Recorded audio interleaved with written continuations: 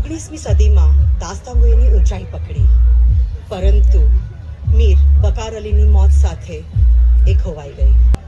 એ ઊભો થયો.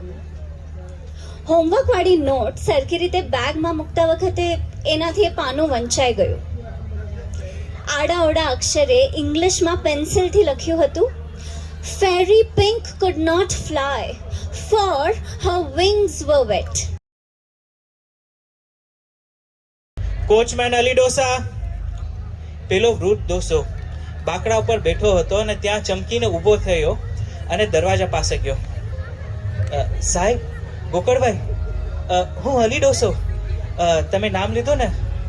હા, કોણ? હા, તમે કીધું ને મારો પત્ર આવ્યો છે.